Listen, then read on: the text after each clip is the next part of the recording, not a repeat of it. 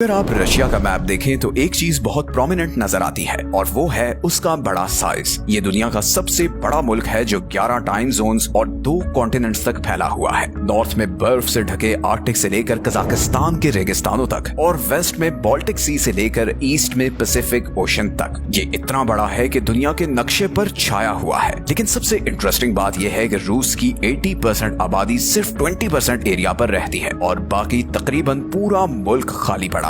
लेकिन ऐसा क्यों है? इतने ताकतवर मुल्क के पास इतनी खाली जमीन क्यों है और रूस का कुछ हिस्सा रहने के लिए आसान और बाकी इतना मुश्किल क्यों है? ये समझने के लिए हमें रूस की ज्योग्राफी, हिस्ट्री और पॉलिटिक्स को समझना होगा, क्योंकि रूस के इस अजीब से पॉपुलेशन पैटर्न के पीछे बहुत सी अनकही कहानियां हैं। Let's start with the basics. आप रशिया को 2 हिस्सों में डिवाइड करें, यूरोपियन रशिया और एशियन रशिया में, तो आपको एक बड़ी अजीब चीज नजर आएगी। यूरोपियन रशिया सिर्फ 23% एरिया पर फैला हुआ है, लेकिन यहाँ पर रशिया की 80% आबादी रहती है, जबकि एशियन रशिया, जिसे साइबेरिया या फार ईस्ट रशिया भी कहते हैं, 75% एरिया पर फैला हुआ है और ये मोस्टली खाली है। रूस का कैपिटल मॉस्को भी यूरोपियन रशिया में ही है और सेंट पीटर्सबर्ग भी, जो रशिया का कल्चरल हब है। रशिया का ज्यादातर रेल रोड नेटवर्क, इंडस्ट्रीज और पॉलिटिकल इंस्टीट्यूशंस भी इसी वेस्टर्न साइड पर हैं। लेकिन आखिर रशियन ईस्टर्न साइड की तरफ क्यों नहीं आबाद हुए? ये समझने के लिए हमें सदियों पीछे जाना होगा। शुरू में रूस इतना बड़ा नहीं था जैसे आज है। उस वक्त इस एरिया में छोटी छोटी स्लाविक कम्युनिटीज थीं, जिन्हें आज वेस्ट रशिया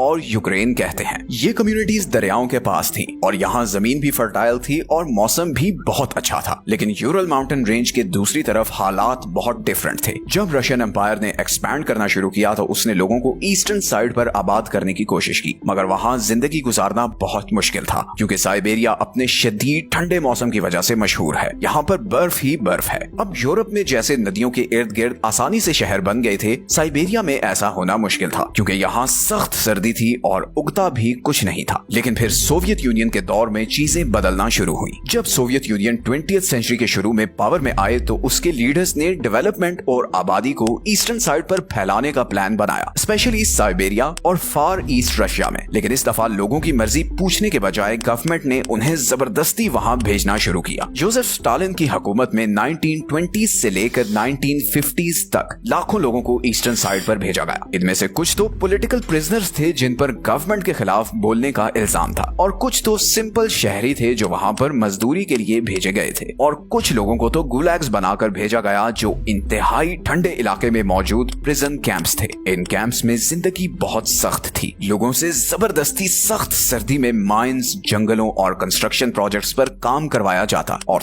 थोड़ा सा खाना और रहने की जगह दी जाती। इसी दौरान सोवियत यूनियन ने ईस्टर्न साइड पर नए शहर और इंडस्ट्रियल सेंटर्स बनाना शुरू किए, और ये centres oil fields, coal mines और मिलिट्री बेसिस के करीब थे। इसका मकसद यही था कि साइबेरिया के रिसोर्सेज को सोवियत इकोनॉमी के लिए यूज किया जा सके और वहां पर सोवियत यूनियन का कंट्रोल भी मजबूत हो जाए। इस दौर का सबसे बड़ा प्रोजेक्ट था ट्रांस साइबेरियन रेलवे नेटवर्क, जो 1916 में कंप्लीट हुआ, और ये ट्रैक वेस्ट में मॉस्को से लेकर व्लादिवोस्टोक जैसे पोर्ट सिटी तक बिछाया गया था, जो पैसिफिक ओशन के बिल्कुल साथ है। ये दुनिया की सबसे लंबी रेलवे लाइन है, जिसकी लंबाई 9000 किलोमीटर से ज्यादा है, और इसका मकसद है कि रूस के ईस्टर्न इलाकों को वेस्टर्न एरियाज के साथ जोड़ा जा सके। ये उस वक्त एक बहुत बड़ी कामयाबी थी और इससे साइबेरियन इलाकों को कुछ हद तक खोलने में मदद भी मिली। लेकिन इसके बावजूद ज्यादातर रूसी वहां आबाद नहीं होना चाहते थे। नए शहरों और रेलवे के बावजूद सिर्फ चंद लोग ही उन इलाकों में रहने को तैयार हुए, और इसकी सबसे बड़ी और नेचुरल वजह यह थी कि रशिया का वेस्टर्न हिस्सा रहने के लिए बहुत अच्छा है। यूरोपियन रशिया हमेशा से रहने के लिए सूटेबल रहा है। यहाँ का मौसम प्लेजेंट है, जमीन फर्टाइल और फ्लैट है, जिसकी वजह से यहाँ कंस्ट्रक्शन आसान है। रशिया के इस यूरोपियन पार्ट में स्पेशली ब्लैक अर्थ बेल्ट वाले रीजन की जमीन पूरी दुनिया में सबसे ज्यादा फर्टाइल है। ये फर्टाइल पट्टी कर्स्क, वोरोनेश और बेलगोरोड जैसे इलाकों तक फैली हुई है, और ये गंदम, जौ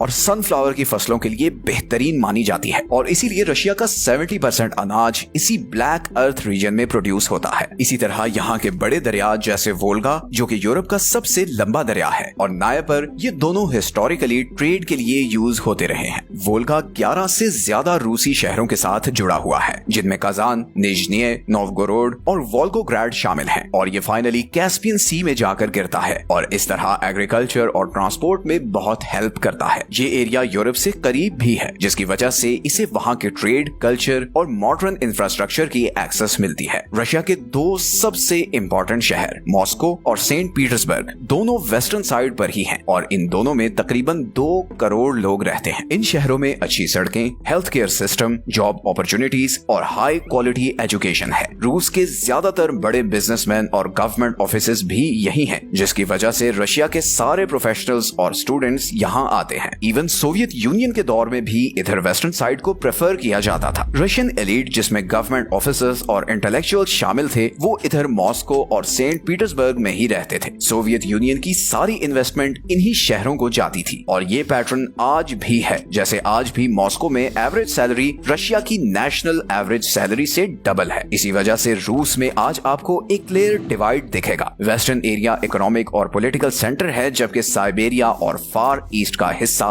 उससे बहुत पीछे है और इसकी वजह यह है कि ईस्टर्न साइड पर जिंदगी गुजारना बहुत मुश्किल है। साइबेरिया अपने सख्त तरीन मौसम की वजह से जाना जाता है। जैसे अगर आप याकुत्स्क को देखें जो दुनिया का सबसे ठंडा शहर है, तो वहाँ टेम्परेचर -60 डिग्री सेल्सियस से भी नीचे चला जाता है। दरिया जमे रहते हैं और गर्मियां बहुत छोटी होती हैं और उनमें भी मच्छर जिंदगी अजाब बना देते हैं। यहाँ शहर बहुत कम हैं और उनके बीच बहुत डिस्टेंस है। यहाँ जंगल हैं, पहाड़ हैं और जमी हुई जमीन है। सड़कें या इंफ्रास्ट्रक्चर ना होने के बराबर हैं और ना ही यहाँ कोई खास एग्रीकल्चर है। लेकिन इस खालीपन के बावजूद साइबेरिया नेचुरल रिसोर्सेज से माला माल है। इस खित्ते में रशिया के सबसे ज्यादा ऑयल और गैस के रिजर्व्स हैं, जिसकी वजह से ये दुनिया के सबसे रिसोर्स रिच एरियाज में से एक माना जाता है। ऑफिशियल एस्टिमेट्स के मुताबिक रशिया की 80% नेचुरल गैस और 70% ऑयल साइबेरिया से ही आता है, बल्कि यूरोप को मिलने वाली गैस का एक बड़ा हिस्सा यहाँ साइबेरिया से ही आता है। इसी तरह साइबेरिया में एक और नेचुरल वंडर भी है और वो है लेक बेकॉल। ये कोई आम लेक नहीं है, बल्कि ये दुनिया की सबसे गहरी झील है, जिसकी गहराई 1600 मीटर तक है। और इससे भी बढ़कर इंटरेस्टिंग बात यह है कि पूरी दुनिया की 20% फ्रेश वाटर सप्लाई यहाँ पर है। इसी तरह रशिया के 40% कोल रिजर्व्स भी साइबेरिया में ही हैं और इसके अलावा यहाँ पर गोल्ड और डायमंड की बहुत बड़ी माइंस भी हैं। फॉर एग्जांपल इरकुत्स्क में मौजूद Sukhoi log gold deposit is one of the biggest untapped gold reserves on earth, जहाँ पर 450 टन सोना मौजूद है। ये इलाका यूरेनियम के जखायर में भी अमीर है और यही रूस को दुनिया का 5वां सबसे बड़ा यूरेनियम पैदा करने वाला मुल्क बनाता है। लेकिन यहाँ एक बड़ा मसला यह है कि इन रिसोर्सेज को जमीन से निकालना बहुत महंगा पड़ता है। अब जैसे आर्कटिक का एरिया है, यहाँ सख्त सर्दी होती है और बर्फ इतनी होती है कि जमीन तक पहुँचना ही मुश्किल है और फिर यहाँ पर रोड्स भी नहीं है, जिसकी वजह से यहाँ ड्रिलिंग इक्विपमेंट पहुँचाना भी बहुत मुश्किल होता है। इसीलिए यहाँ से ऑयल निकालना मिडिल ईस्ट या अमेरिका जैसे मुल्कों से ऑयल निकालने से बहुत ज्यादा महंगा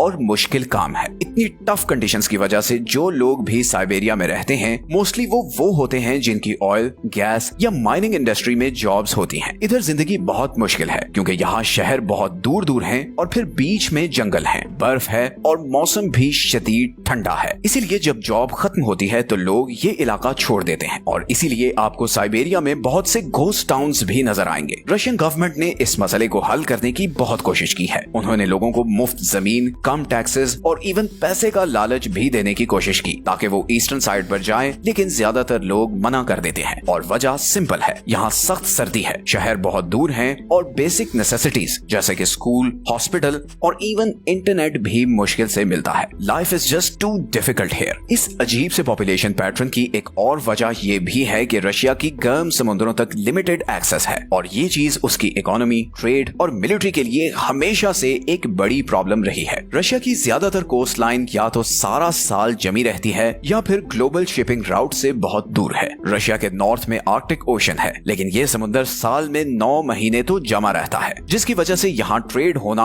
ऑलमोस्ट इम्पॉसिबल है। गो के क्लाइमेट चेंज की वजह से कुछ आर्कटिक सी लेन्स खुली हैं, मगर फिर भी यहाँ पर शिप्स के जरिए गुजरना खतरनाक और महंगा काम है। रशिया का ईस्टर्न हिस्सा पैसिफिक ओशन को टच तो करता है और वहाँ व्लादिवोस्टोक जैसा इंपॉर्टेंट पोर्ट सिटी भी है, लेकिन असल प्रॉब्लम डिस्टेंस है। व्लादिवोस्टोक मॉस्को से 9000 किलोमीटर दूर है और साइबेरिया के बिल्कुल दूसरी तरफ है। अब व्लादिवोस्टोक है तो वार्म वाटर पोर्ट, लेकिन सर्दियों में यहाँ भी पानी अक्सर जम जाता है और फिर सिर्फ आइस ब्रेकर शिप्स के जरिए ही गुजरा जा सकता है। इसलिए ये पोर्ट इंपॉर्टेंट तो है, लेकिन रशिया इस पर बहुत ज्यादा रिलाई नहीं करता। रशिया के पास सबसे जबरदस्त समुद्री एक्सेस ब्लैक ब्लैक सी में सेवास्टोपोल के थ्रू है। लेकिन यहाँ भी एक मसला है। मेडिटेरेनियन सी तक पहुँचने के लिए रशियन शिप्स को बॉस्फोरस और डार्डनल स्ट्रेट से गुजरना पड़ता है और ये दोनों स्ट्रेट्स टर्की के कंट्रोल में हैं, जो एक नेटो कंट्री है। नेटो के साथ वॉर की सूरत में टर्की ये चोक पॉइंट्स ब्लॉक कर सकता है, जिससे उसकी अटलांटिक ओशन और ग्लोबल ट्रेड रूट्स को एक्सेस खत्म हो जाएगी। इसी गर्म पानी को एक्सेस की वजह से रशिया की ज्यादातर आबादी, इंफ्रास्ट्रक्चर और इंडस्ट्री इन्हीं एरियाज में है। लेकिन रूस का यही खालीपन उसका सबसे बड़ा हथियार भी है। बज़ाहिर ईस्टर्न रशिया एक कमजोरी लगता है क्योंकि यहाँ इतनी थोड़ी आबादी है, लेकिन यही खाली जमीन रूस को